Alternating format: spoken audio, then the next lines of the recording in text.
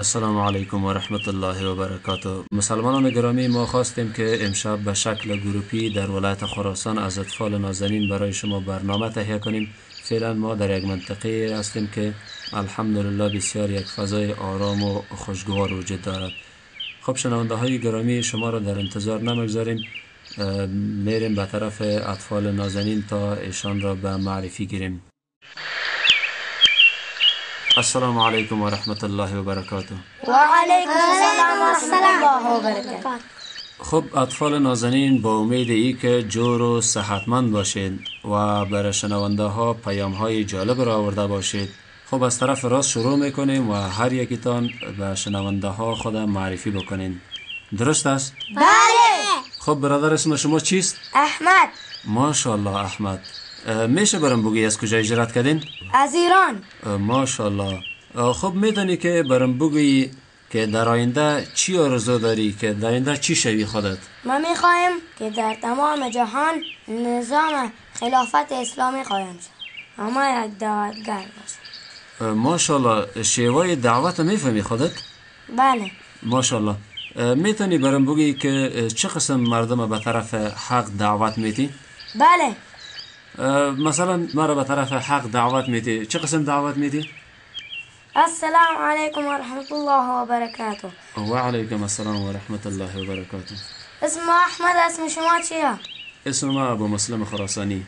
عجب اسم زیبایی داری. الحمدلله من شما مسلمانی. کلمه گفتی لا اله الا الله محمد رسول الله. معنای کلمه این است که هیچ معبود لایق پرستش نیست بجز الله. الله خالقه، الله مالکه، الله رازقه، الله صمد بی‌نیازه. محمد بنده فرستاده الله. مقصد کلمه این است که شب، روز، غم، شادی هرچی می از طرف الله میاد. یک بلگه بدون امر اراده الله از درخت نمیریزه. الله به من شما دین فرستاده. ما چیکار کنیم دین و دست ما بیا؟ ما نماز کنی، عبادت کنی، جهاد کنی، روزه گیری. انشالله ما حاضر، شما حاضرین؟ ما هم از شما راضی هستیم. جزاک الله خیر. خب برادر گرامی، اسم شما چیست؟ عبدالله. ماشاءالله عبدالله. عبدالله برادر، از کجا اجرات کردین شما؟ از ایران. عبدالله برادر، از هرات اجرات کردین؟ تو میخوای که یک دعوتگر باشی؟ بله. خب عبدالله برادر، پیامت به کسایی که از اسلام به دور زندگی میکنن چیست؟ پایای ما برازای ای است که در دین اسلام وارد شوند و در دنیا و آخرت کامیاب شوند. جزاک الله خیر. خب شنونده های گرامی، میریم از بعضی دخترکا هم میپرسیم که آنها چی گفتنی دارن. اسم خودت چیست؟ رقیه. رقیه خواهر، میتونی برام بگی از کجا هجرت کردین؟ از کابل. درس میخوانی خواهر؟ ماشاءالله. در سامانه بازی کدام بازیچه ها خوشت میآید؟ دیگر فنچه اسبک یا ماشاءالله. رقیه خواهر، میتونی برام بگی که در اینجا خوشحال هستی یا در کابل خوشحال بودی؟ در اینجا. اینجا خوشحال هستی؟ ماشاءالله. با خواهرکای دیگه ساتری میکنی؟ بله. جزاک الله خیر. اسم خودت چیست؟ خدیجه. ماشاءالله خدیجه خواهر. خب شنونده های گرامی، شاید که با این طفل آشنایی داشته باشید، به خاطر که در برنامه قبلی هم با ما بودن. خب خدیجه خواهر، پیامت برای اطفال که در خراسان هستند چیست؟ پیام با اطفالی که در خراسان هستند ای است زیاد کوشش کنند درس قرآن حدیث بخوانند و در پهلوی قرآن حدیث دیگه درس ها را هم بخوانند تا که تربیت درست شوند و مانند از این اطفال نباشند که در خردی مسلمان باشند. وقتی که کلان شوند باز بدینی را اختیار میکنند. خب خدیجه خواهر، پدر و مادر در درسا همراهت کمک میکنه؟ بله، پدرم همراه زیاد کمک میکنه. جزاک الله خیر. خواهرک نام خودت چیست؟ سلام. ماشاءالله.